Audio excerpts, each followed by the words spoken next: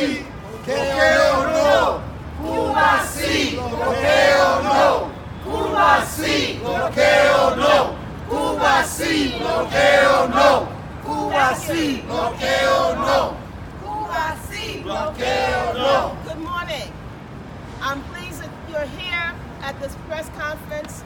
This conference is being called by me, I'm Councilmember Inez Barron, and by two other council members, Councilmember Rodriguez, who's here with us, and Councilmember Van Bramer, who is unable to be here, but does support this resolution. Today at the stadium, we will be introducing a resolution which is addressing the issues that we are facing in Cuba. We know that for many, many years there was a stranglehold on Cuba. And then when President Obama was in, there was negotiations and that stranglehold was beginning to be released and we were moving towards normalizing relations. Since the new president is here, we're seeing again a return to those draconian kinds of measures that are injurious to people who are living in Cuba. And we are here to introduce a resolution which addresses that issue.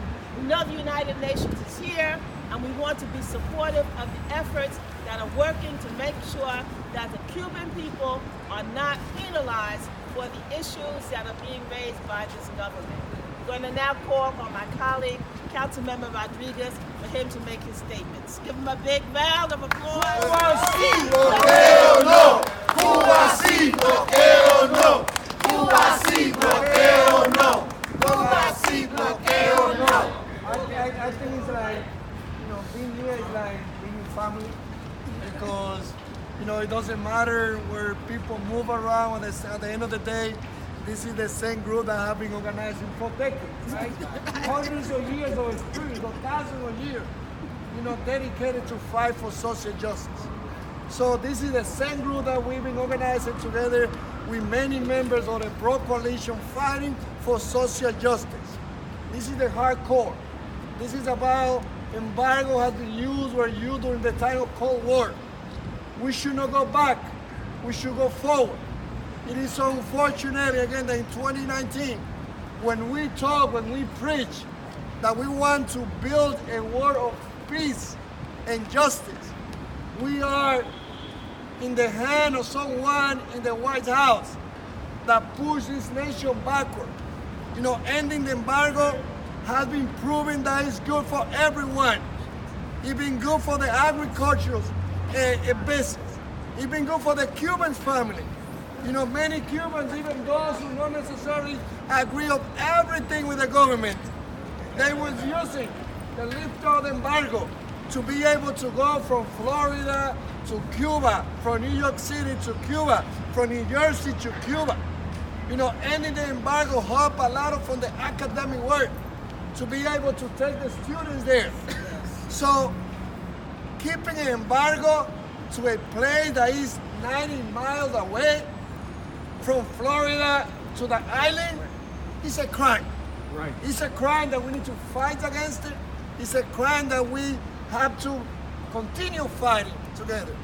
Nosotros estamos aquí como una familia luchadora, una familia que tiene miles de años, con la década que todos aquí han invertido luchando por justicia social. Terminar el embargo es necesario para las familias cubanas que viven en Florida, que viven en Nueva York, que viven en New Jersey, que quieren visitar a sus amistades. Es importante terminar el embargo para los maestros, para los que quieren conectarse con saber, intercambiar la cultura de una isla que está a 90 millas de Florida. I'm here standing with a great champion, someone that have a moral, character to say she has dedicated her whole life, not only decades as a teacher, but also someone, taking teaching in the street, organizing through social justice. For me, when I saw Rosemary and everyone here, it's about, this is the same group that we've been fighting together. Hemos estado luchando juntos.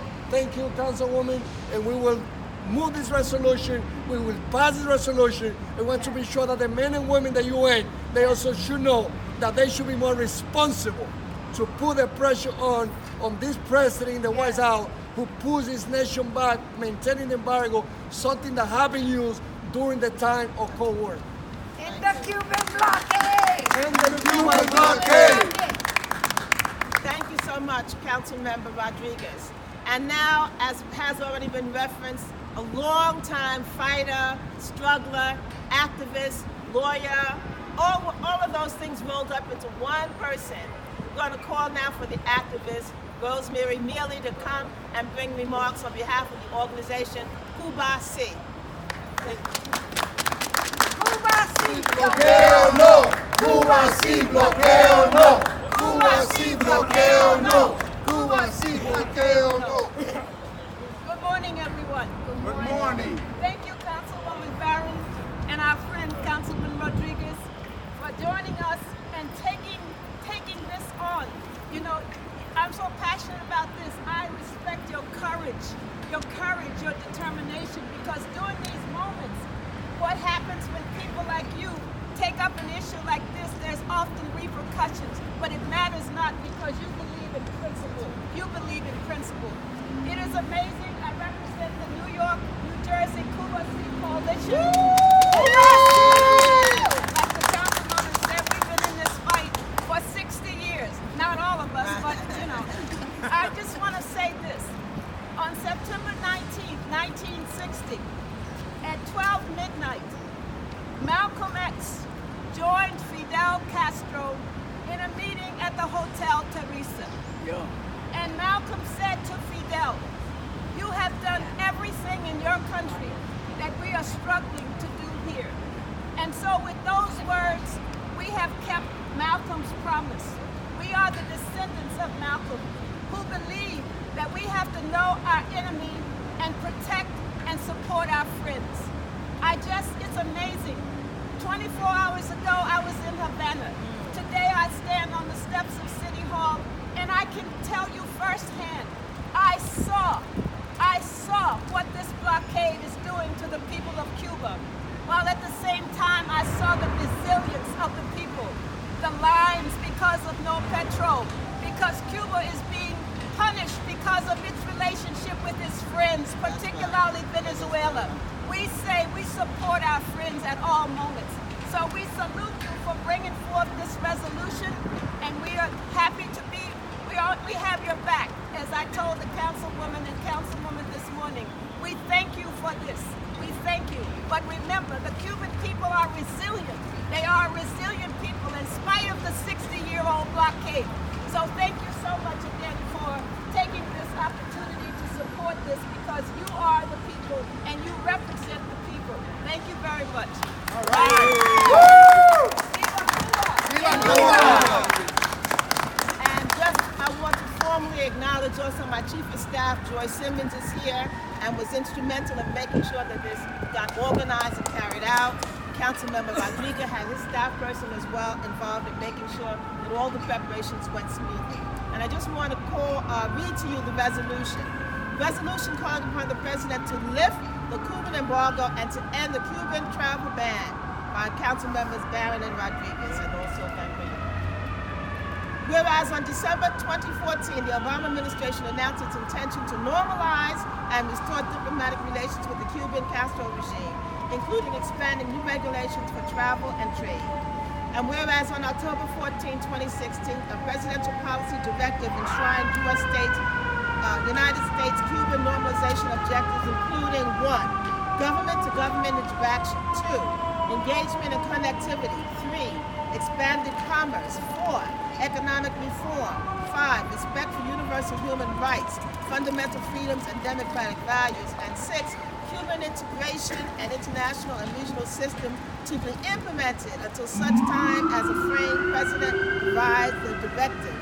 And whereas in 2016, the changes introduced by the Obama administration enabled Americans to visit Cuba as individuals or in groups through 12 categories of authorized travel, including family visits, official business of the United States government, foreign governments and certain intergovernment organizations, journalistic activity, professional research and professional meetings, educational activities, religious activities, public performances including clinics, workshops, athletic and other competitions and exhibitions, support for the Cuban people, humanitarian projects, activities of private foundations or research or educational institutes, exportation, importation, or transmission of information or informational materials, and certain authorized export transactions.